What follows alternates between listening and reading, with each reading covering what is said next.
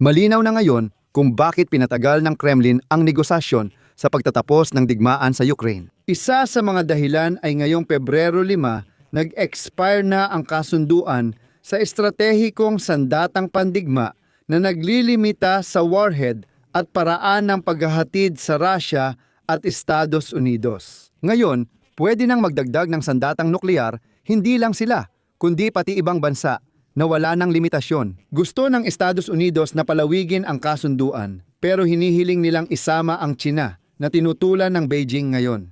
Pumayag si Vladimir Putin na palawigin ang kasunduang SNV-3 at ito rin ang tinalakay ng delegasyon ng Russia at Amerika sa Abu Dhabi. Ngunit may kondisyon.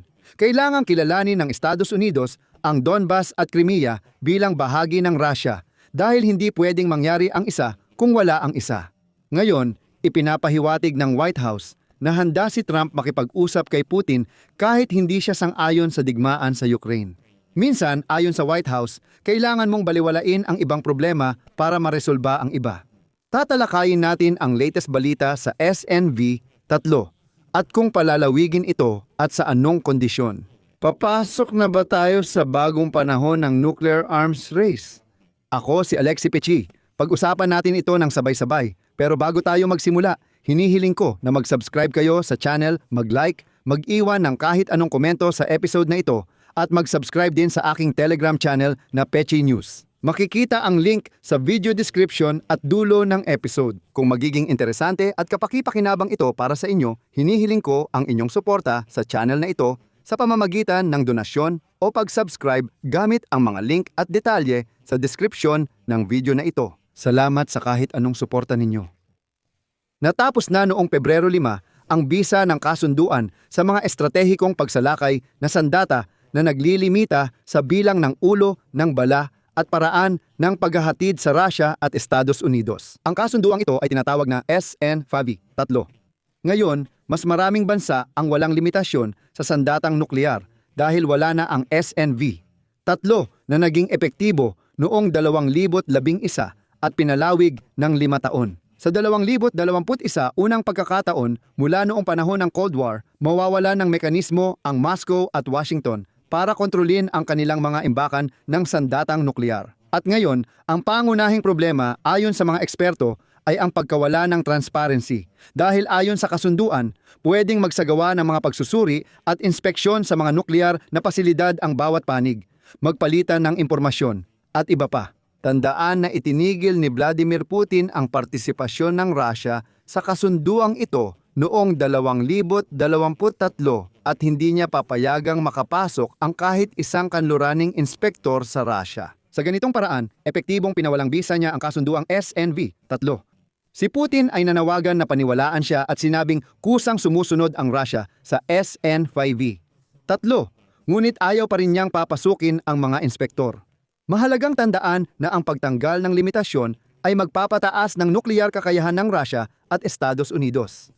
Malamang mahikayat din nito ang ibang bansa mula United Kingdom, Pransya, North Korea at Pakistan na palakihin ang kanilang arsenal.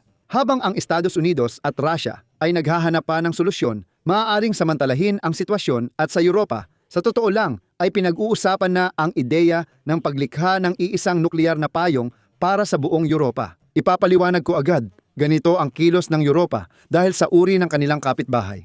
At ipapaalala ko na ang Russia ang unang gumawa ng hakbang para palakasin ng Europa ang kanilang nukleyar na kakayahan dahil ang Russia ang unang naglagay ng nukleyar na armas sa Belarus.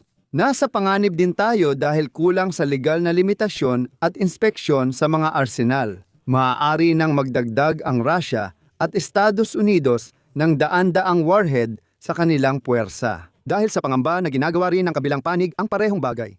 Madalas sabihin ni Donald Trump na nais niyang isali ang China sa bagong kasunduan sa limitasyon ng sandatang nuklear.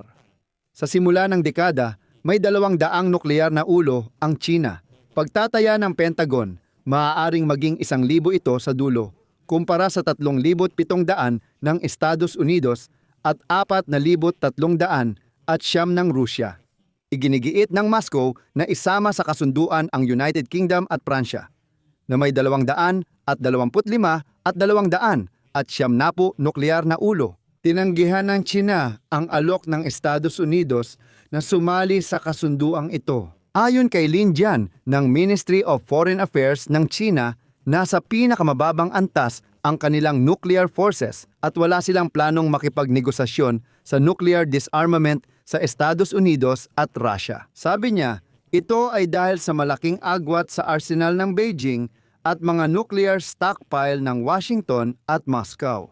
Dapat ding tandaan na hindi balak ng United Kingdom at Pransya na limitahan ang kanilang puwersa dahil kailangan nilang protektahan ang ibang bansang Europeo gamit ang nuclear umbrella. Sa sitwasyon kung saan ang kahandaan ng Estados Unidos na gawin ito ay nagsimulang pagdudahan at ang mabagsik na Rusya ay lalong nagiging agresibo. Dito nagsimulang gamitin ng mga Ruso ang issue ng nuclear armas at digmaan sa Ukraine. Akala ng lahat na tungkol lang sa pagtatapos ng digmaan ng Rusya at Ukraine ang usapan noong ika-4 hanggang ika-5 ng Pebrero sa Abu Dhabi. Pero nag-usap din ang mga Amerikano at Ruso tungkol sa nuklear. At ngayon, isinulat ng pahayagang Axios na malapit nang magkasundo ang Estados Unidos at Rusya tungkol sa pagpapatuloy ng pagsunod sa magtatapos na kasunduang Strategic Arms Reduction Treaty. 3.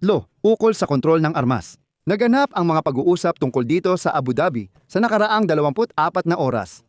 Ayon sa Axios, sina Steven Witkoff at Jared Kushner, mga sugo ni Pangulong Trump, ay nakipagnegosasyon sa mga opisyal ng Russia tungkol sa Strategic Arms Reduction Treaty. 3 sa Abu Dhabi, kasabay ng talakayan ukol sa Ukraine. Sinabi ng mga Amerikano na nagkasundo sila sa Russia na kumilos ng tapat at simulan ang talakayan para gawing moderno ang sistema ng kontrol. Nangako ang magkabilang panig na susunod sa mga kondisyon ng kasunduan ng 6 na buwan habang may negosasyon para sa bagong kasunduan. Pagkatapos nito, sinabi ng tagapagsalita ng Kremlin na si Dmitry Peskov na di umano'y makikipagdialogo ang Russia kung makakatanggap ito ng makabuluhang sagot mula sa Estados Unidos hinggil sa mungkahi tungkol sa pagsunod sa probisyon ng SNFTA pagkatapos nitong magwakas. Naipasa na raw ng Russia kay Donald Trump ang mungkahi nila, ngunit wala pa siyang sagot. At dito nagkataon na parehong umalis ang delegasyon ng Russia at Amerika mula sa Abu Dhabi nang walang bagong kasunduang nuklear na SNV. 3.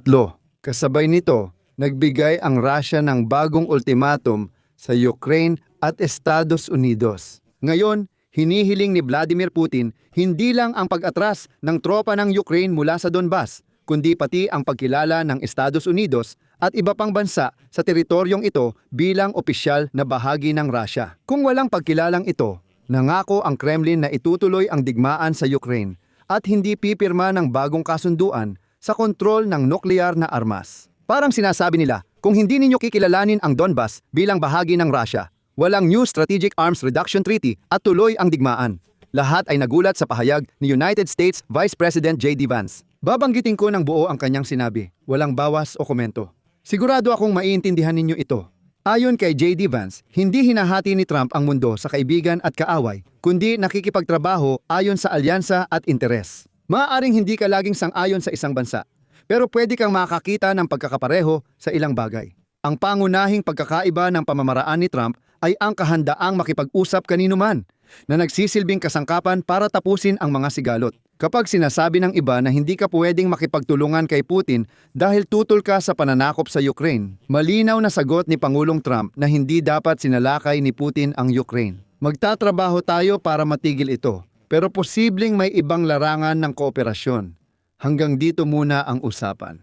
Ilagay ang opinyon at konklusyon sa comments sa episode na ito. Kung nagustuhan ninyo ang episode, suportahan ang aming YouTube channel sa pamamagitan ng donasyon o bayad na subscription bilang sponsor. Sa kabuuan, lahat ng mga link at detalye ay nasa description ng video na ito. Magpapasalamat ako sa anumang suporta mula sa inyo. Hanggang dito na lang, ingatan ninyo ang inyong sarili. Paalam sa lahat.